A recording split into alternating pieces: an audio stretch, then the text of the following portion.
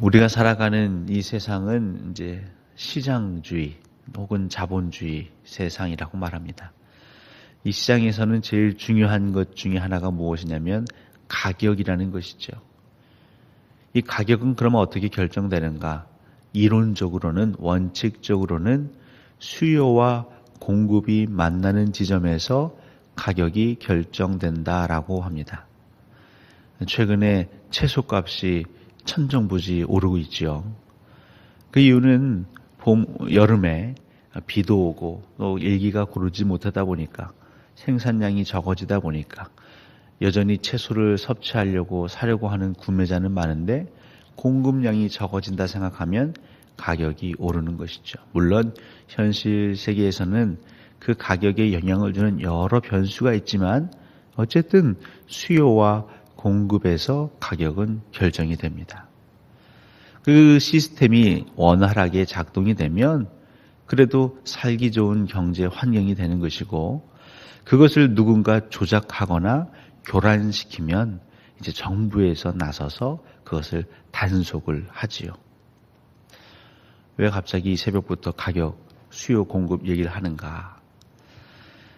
우리 인간은 사실 돈만, 어떤 경제 행위만 거래하지 않습니다. 우리가 거래하는 것 중에 상당히 많은 것이 있는데 그것은 우리 지갑을 열어 거래하는 것보다 입을 열어 거래하는 게 더 많습니다. 그러니까 말을 주고받는 것이죠. 근데 오늘 잠언은 특히 1절부터 그 말, 특별히 그 입에 대해서 주목하고 있습니다. 사람은 입의 열매로 인하여 복록을 누리거니와. 그러니까 어떤 사람은 좋은 입의 열매, 어떤 사람은 그 입을 열므로 인해서 어려움을 당할 수도 있다는 것이죠.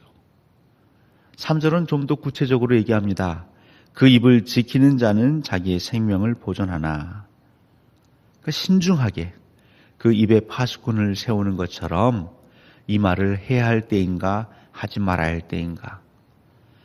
이 말이 아무리 바른 얘기라 할지라도 이 말을 듣는 상대방의 상태가 이 말을 들을 준비가 되어 있는지 안 되어 있는지 그런 것들을 꼼꼼히 챙겨가면서 그 입을 지키는 자, 말을 내뱉는 자는 복록을 받거니와 그런 거 상관없이 그저 입을 크게 벌리는 자,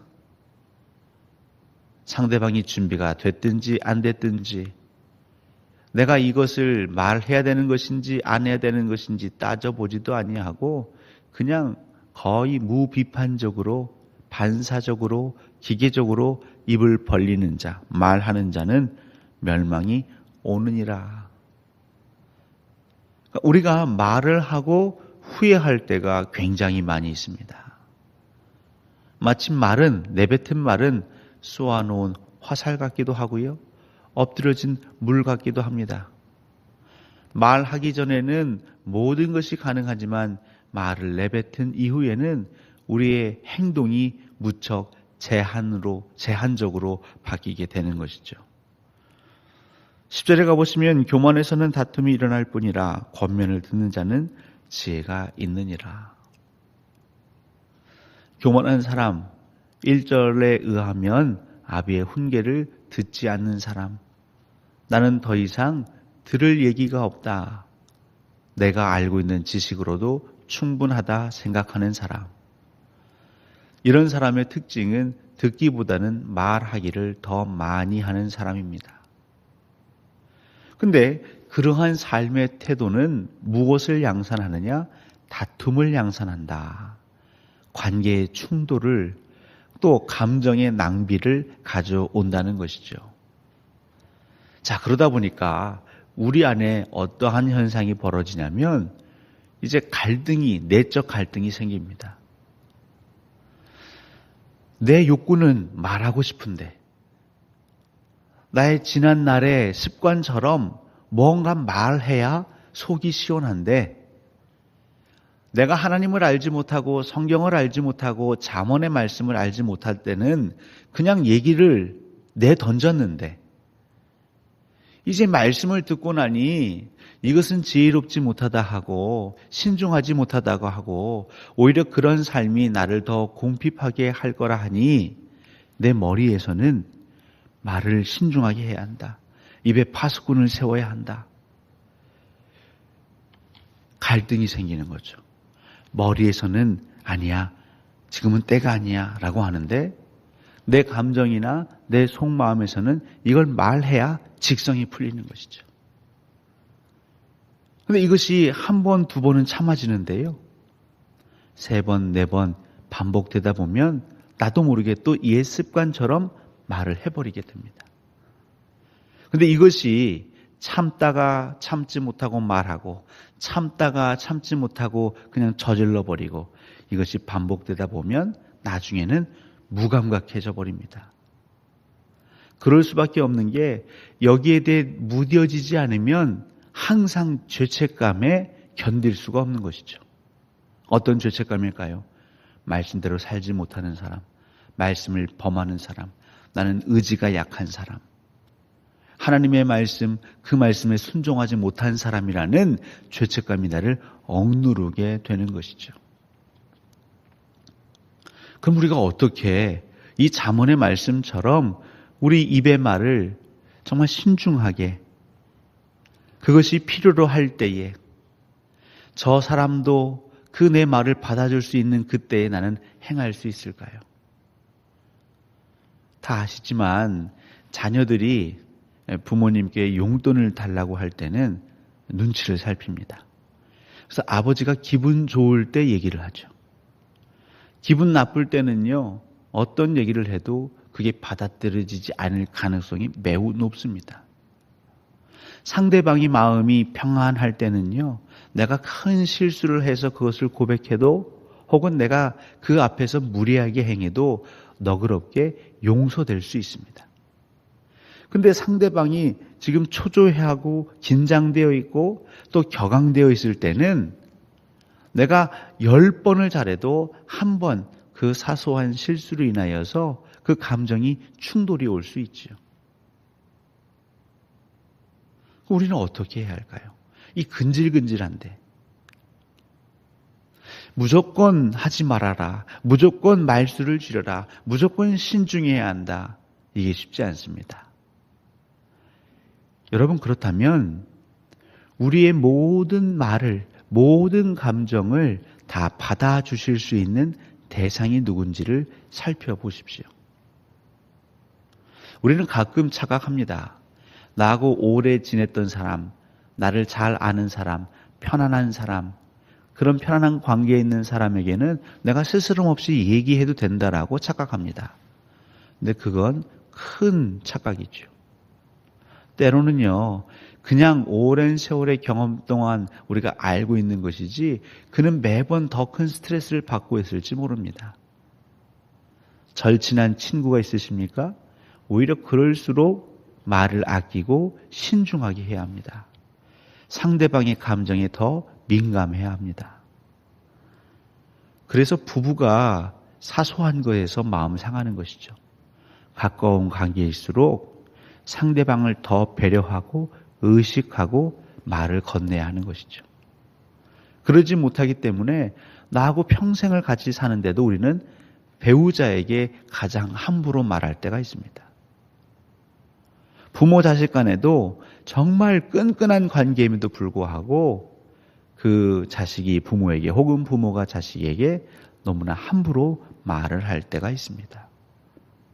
밖에 나가서는 젠틀하고 예의 바르고 공손하고 어디 하나 흠잡을 것 없는데 가정으로만 돌아가면 그냥 내가 하고 싶은 대로 다 말하는 어리석음을 범하는 자들이 있습니다.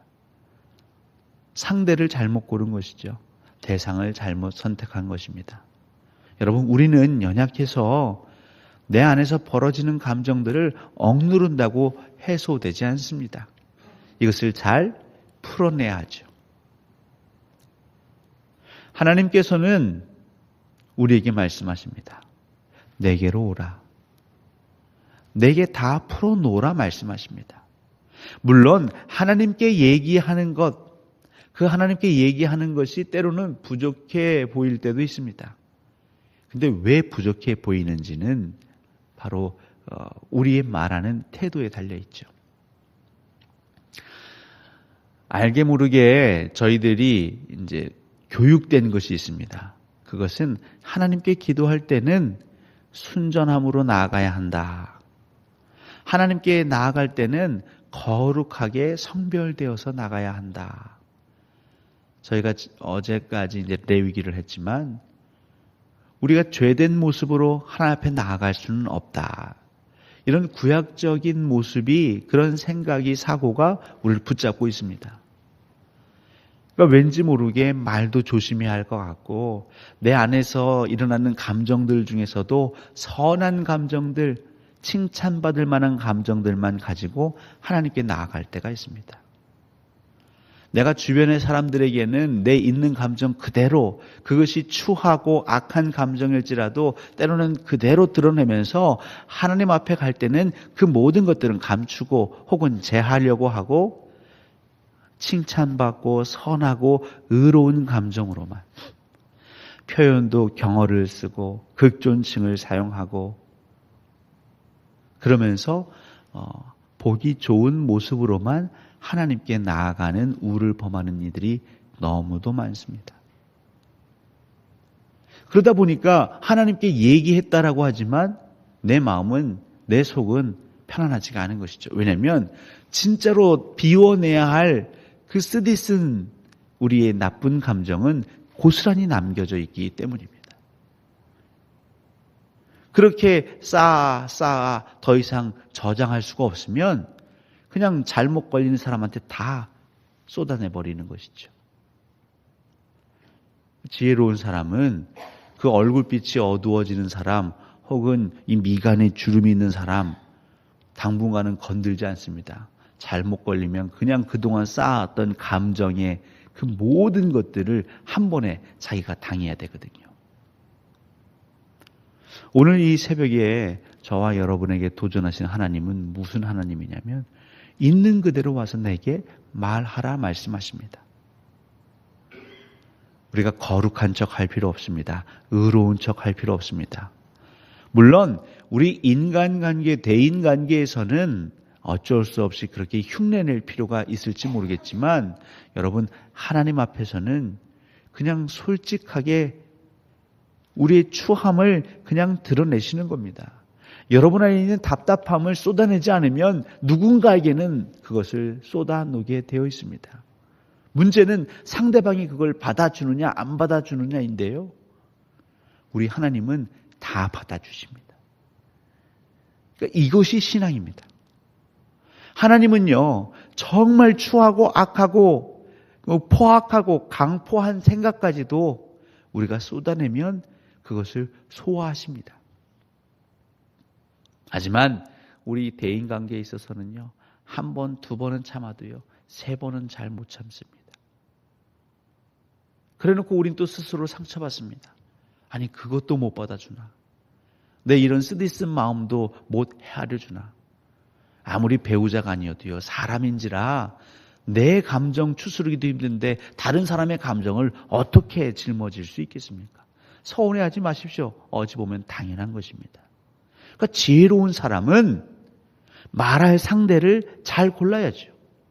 내 감정을 터뜨리고 내 감정을 흘려보낼 대상을 잘 고르는 것이 지혜로운 사람입니다. 여러분에게 하나님은 어떤 이미지이십니까? 조금이라도 우리 안에서 흠을 찾아내서 그 흠을 지적하시고 채찍질하시고 그것들을 책망하시는 하나님처럼 다가오신다면 아직 우리는 하나님을 아는 지식이 부족한 것입니다. 물론 하나님 악을 징벌하실 때 있지만 그러면서도 우리를 품으십니다. 하나님 앞에서 모든 추한 것, 더러운 우리 마음의 흙탕물을 다 쏟아내고, 그러면서 하나님께서 우리 안에 생수를, 정결함을, 깨끗함을 채우시면요, 우리가 행복한 것인 것이죠. 여러분 종기 나보셨죠? 이 종기가 있으면 너무 괴롭습니다. 근데 그 종기는 짜내야 합니다. 고름이 나가면, 그 염증이 나가면 정말 신기하리 많지 언제 아파냐는 듯이 그 아픔은 사라져 버립니다. 사랑하는 성도 여러분, 우리 종기를 누가 짜줄 수 있을까요? 누구한테 내어놓을 수 있을까요? 냄새나고 추악한 것. 아무리 선하고 천사 같은 사람이라 할지라도 그것이 반복되면 인상 쓰게 돼 있습니다. 그리고 머뭇거립니다. 내게 다가오지 않으려고 합니다. 우리는 또 그걸 보면서 상처받는 것이죠. 저 사람이 변했다라고 말합니다. 내가 얼마나 상대방을 힘들게 했는지는 모르고 상대방이 변했다라고 말합니다. 사랑이 식었다라고 말합니다. 그건 어리석습니다. 하지만 변함없이 내게 오셔서 내 추한 모습을 보시고 쓰다듬어 주시고 만져주시고 그 악한 그 냄새나는 그 죄의 고름을 짜주시며 빨아주시는 그 하나님, 그 예수 그리스도에게 여러분의 마음에 씁쓸한 것들, 그것들을 다 내어놓으십시오. 기도는 바로 그런 시간입니다. 고상하게 포장한 그것으로 나아가는 시간이 아니라 내 안에 지금 내 머릿속에 벌어지는 수만 가지, 5만 가지 것들을 하나님께 쏟아놓으며 하나님 저 이거밖에 되지 않습니다. 그러니 제발 저에게 오셔서 저를 어루만져 주십시오라고 고백하는 그런 대화를 주고받는, 근데 그런 대화를 주고받을 때 여러분 무엇이 회복이 치유가 일어나는 것이죠. 오늘 새벽 여러분 솔직하게 나아가십시오. 하나님만이 여러분을 온전히 다 있는 모습 그대로 수용해 주실 수 있습니다. 하나님 앞에서는 감추지 마십시오. 하나님 앞에서는 여러분의 감정을 있는 그대로 드러내셔도 좋습니다. 내 가족에게 서운한 게 있으십니까? 교우들 가운데 서운하신 게 있습니까? 화가 나는 게 있습니까? 목회자에게 짜증나는 게 있습니까? 여러분, 그 당사자에게 가서 그것을 토해내면요, 또 다른 부스러기가 생기지 않습니까? 먼저는 하나님께 가서 그 쓴 뿌리는 다 내어놓으십시오. 그래서 어느 정도 내 감정이 진정이 된 이후에 그 사람을 찾아가면요, 훨씬 더 수월하게 일이 풀려질 때가 있는 것이죠. 우리의 감정, 저희는 감정을 속일 수 없습니다. 날카로워지면 말도 날카로워집니다. 내 마음이 썩어가면요, 우리는 상하게 하는 말을 할 수밖에 없습니다. 정말 의롭게, 지혜롭게, 아름다운 신앙생활 하고 싶으시다면 무조건 참는 게 능사가 아닙니다. 대상을 골라가면서 참는 것이죠. 하지만 누군가에게는 쏟아내셔야 하는데 여러분을 기다리시는 그 하나님께, 그 성령님께 예수 그리스도의 이름으로 쏟아내시는, 대화하시는 이 새벽 또 이 하루 되시기를 우리 주 예수 그리스도의 이름으로 간절히 축원합니다.